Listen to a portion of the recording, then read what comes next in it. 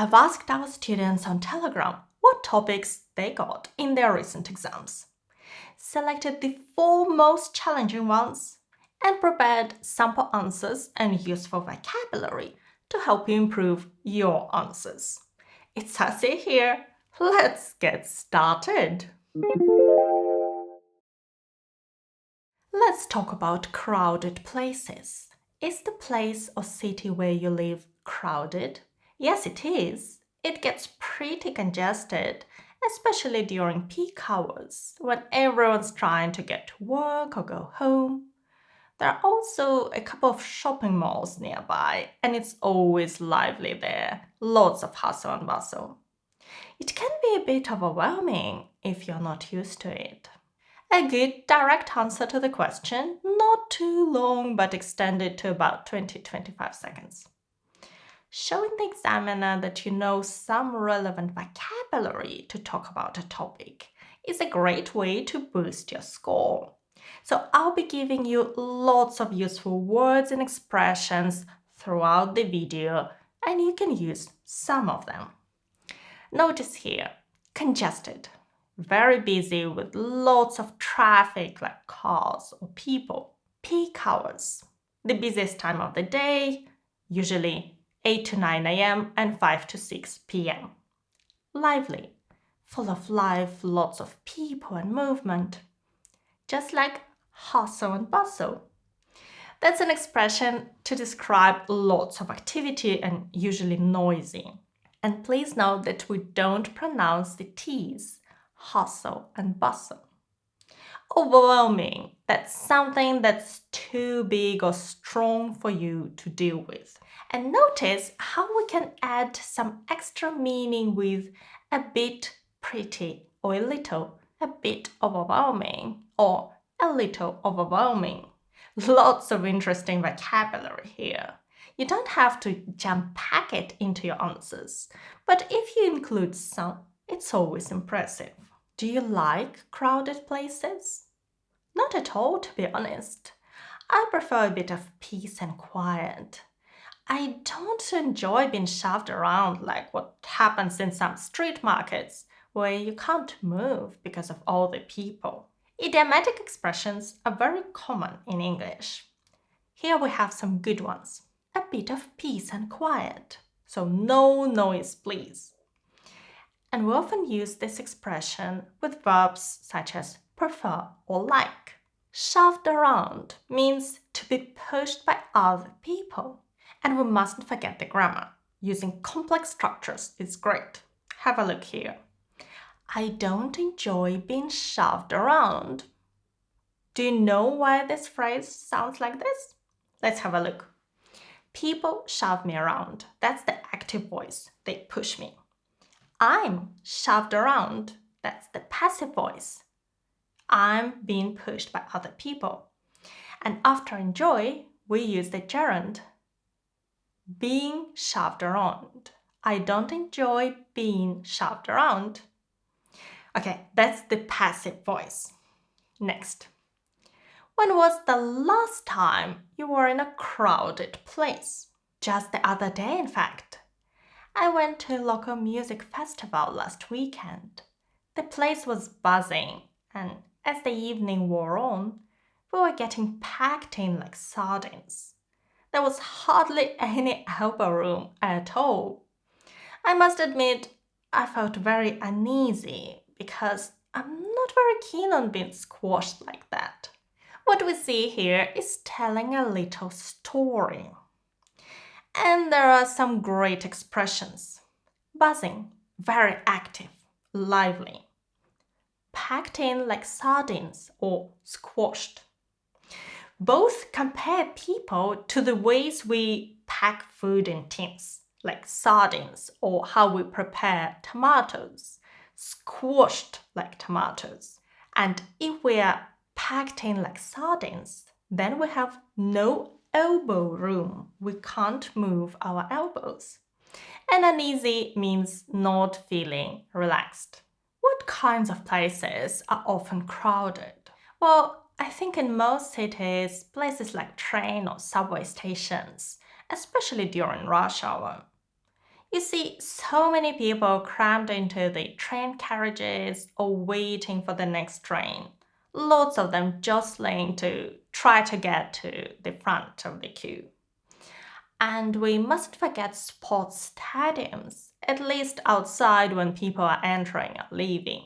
The answer tells us which places are often crowded and gives examples of how crowded they are. It's good to support your ideas with examples. Here is our vocabulary. Rush hour, the same as peak hour, when there are a lot of people. Crammed into, it means to put a lot of something, in this case people, into a small place, similar to packed into. Jostling, pushing others to find more space for yourself. We don't read the T. Jostling. It's similar to shoving. Some other topics students were asked about recently include writing versus typing, reading newspapers, advertisements, uniforms, maps, art, feeling bored. And we've already covered all of them in our IELTS Speaking Library, a PDF book with sample answers and vocabulary for over 40 IELTS speaking topics from real exams. And if you already have access to it, you can download the updated version with today's topics on your student portal. Or you can download questions only for free on our Telegram channel, both linked below. Let's go on to our second topic, sunglasses. How often do you wear sunglasses? Very often, actually. It's sunny here all year round, and as I'm quite sensitive to bright light, I recently bought a pair that are polarized, with anti-glare. I usually put them on when I'm out and about. Well, that's definitely not an answer about the UK. Generally, you don't have to know specialized vocabulary in speaking, but whenever you can, it's a good idea to show off your knowledge. Here we have polarized and anti-glare to mean glasses that reduce the amount of strong light that enters your eyes. Colloquial expressions are always good to use in speaking, not in writing. And we see when I'm out and about to mean the times when I'm outside doing different activities. Would you give sunglasses as a gift? I've never done that because choosing something that someone's gonna wear is difficult. I suppose if we went to buy with that person, it would be fine. For example, if a friend really wanted a pair for their birthday, we could go together and choose something. The examiner will be listening carefully to your grammar and will notice how you handle more complex structures. And that includes conditional sentences. And here we see some examples. If I went, it would be fine. If a friend wanted, we could go together. Notice also the because to introduce an explanation.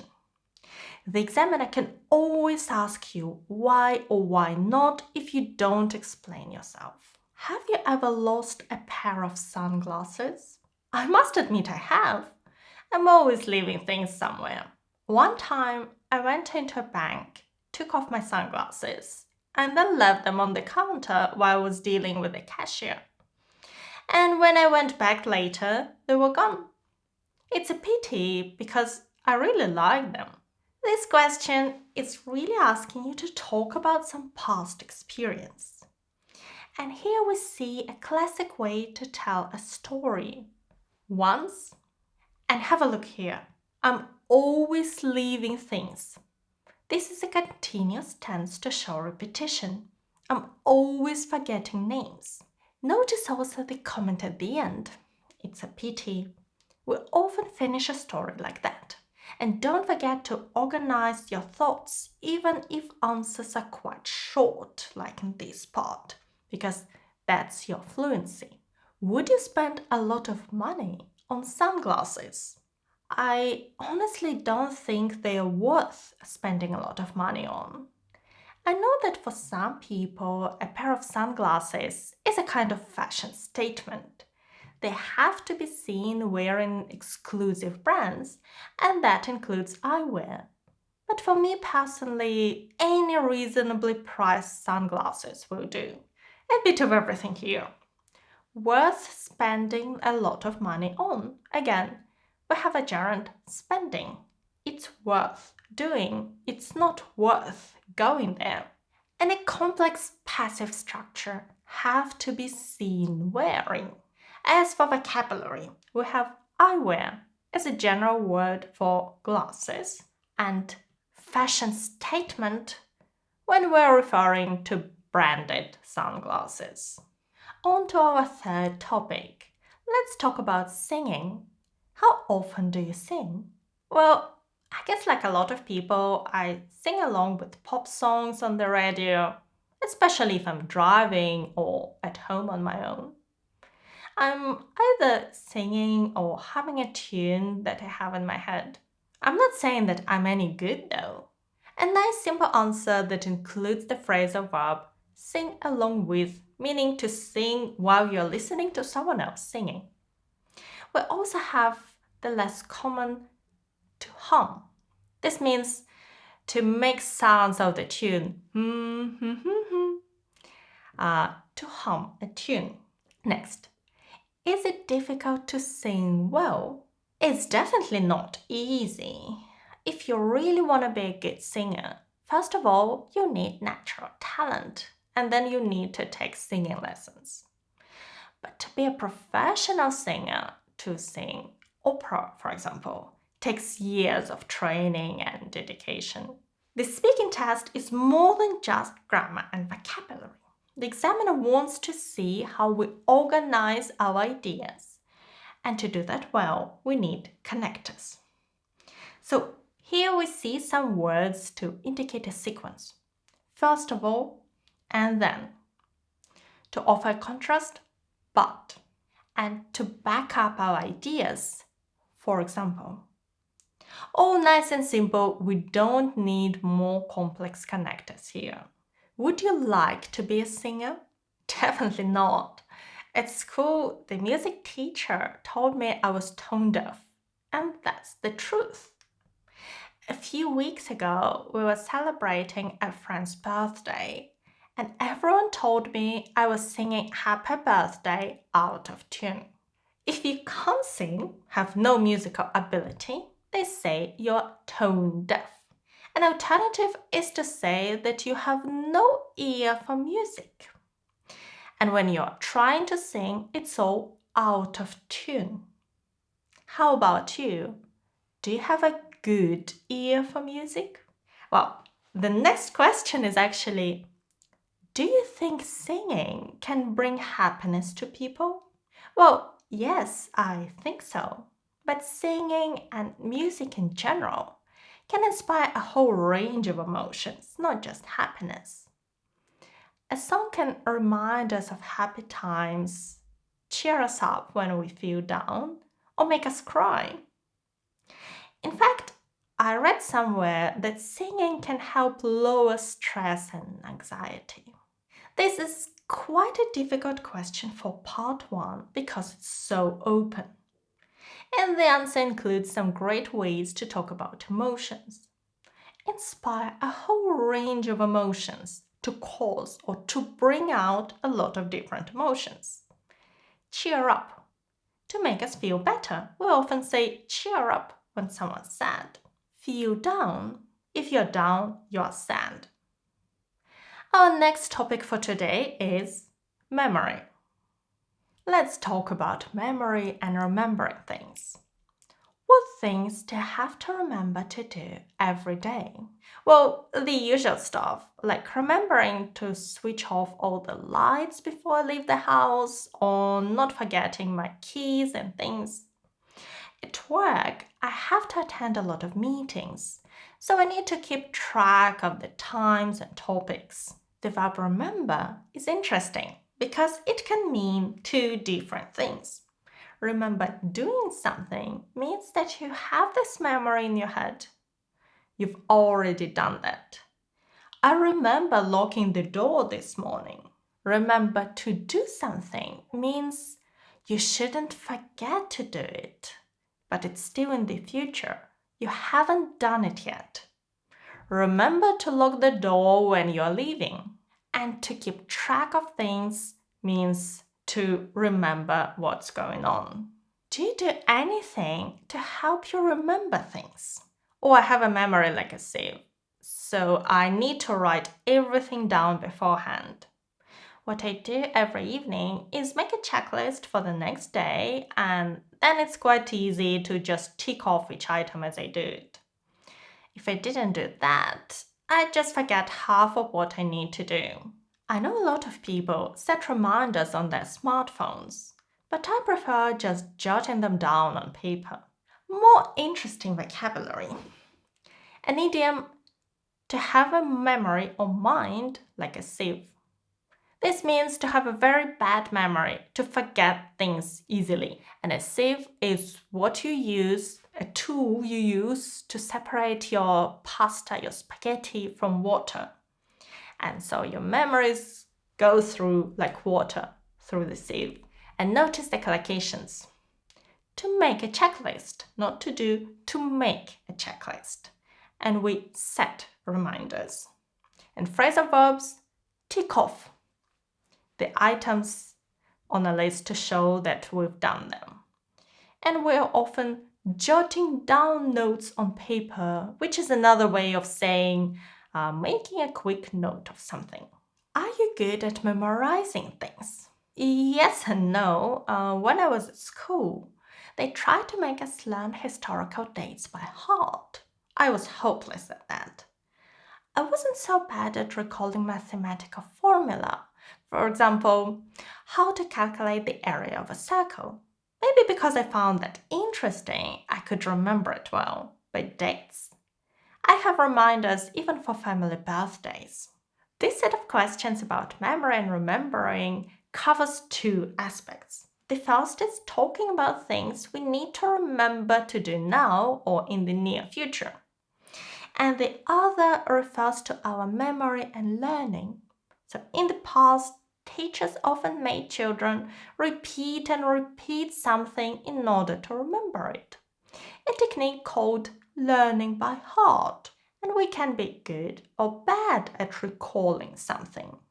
To recall is to call back that information you memorized before. And notice the preposition: I'm good at recalling. Next, have you ever forgotten to do something important? Yes, I once forgot to contact a major client at work. I was supposed to get in touch to try and finalize an important deal, and it just slipped my mind, and I got into big trouble for that. I should have made a note of it somewhere so I wouldn't forget. Forget to contact. Just as we remember to do something, we can forget to do it. And most of us make some kind of excuse when we forget, and we say, it slipped my mind. It's an idiomatic expression to mean I forgot. Part 1 questions are just 2 or 3 sentences each, not too long. Unlike Part 3, where we're expected to give extended answers up to a minute long. And there are certain techniques that can help you give fuller answers that can bring you a higher score. And you can learn them in this video here. And if you'd like to get our sample answers and vocabulary on over 40 speaking topics, check out our IELTS speaking library or download questions only on our Telegram channel linked below. And thank you so much for watching me today. Good luck with your preparation and your exam. Bye!